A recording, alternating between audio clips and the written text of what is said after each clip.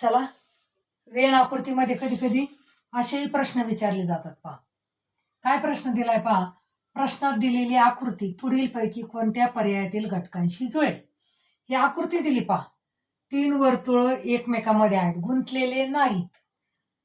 पहिला एक छोटा वर्तुळ आहे, मग थोडा मोठा आहे, मग थोडा मोठा आहे. याचा कशाशी संबंध लागेल ते आपल्याला बघायचंय पहा. पर्याय काय दिले. सोने, चांदी, धातू. आता हे जर असतं तर कशी आकृती यायला पाहिजे होती.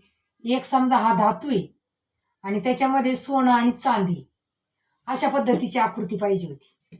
धातू म्हणजे पूर्ण मोठं आणि त्याच्यात सोनं आणि चांदी असं यायला पाहिजे होतं. हे पण तसंच आहे. जमीन, पाणी आणि आकाश. जमिनीवरच पाणी आणि आकाश फार सेपरेट येते पहा. इथं पण तसंच. याचप्रमाणे आकृती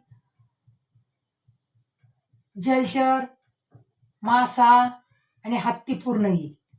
पण ही जी भारत, महाराष्ट्र, मुंबई ही जरा थोडीशी. आता तुम्हाला माहिती, मुंबई कशात आहे. महाराष्ट्रामध्ये. महाराष्ट्र कशात आहे. भारतामध्ये.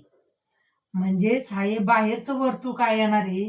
भारत देश येणार आहे. भारतामधलं राज्य काय येणार आहे. महाराष्ट्र. आणि आपल्या महाराष्ट्रामध्ये कोणतं शहर आहे. मुंबई. म्हणजे पर्याय क्रमांक 4 हे आपलं उत्तर झालं योग्य.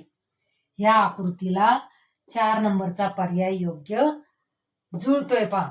म्हणजे मुंबई, महाराष्ट्र, भारत या पद्धतीने सुद्धा प्रश्न वेण आकृतीवर विचारले जातात. ते सुद्धा अगदी सोपे आहेत पहा. फक्त विचार करून व्यवस्थित ते सोडवणं गरजेचं आहे. पर्याय योग्य निवडणं गरजेचं आहे पहा. व्हिडिओ जर आवडला असेल तर व्हिडिओला लाईक अँड शेअर करा आणि आपल्या चॅनलला नक्की सबस्क्राईब करा.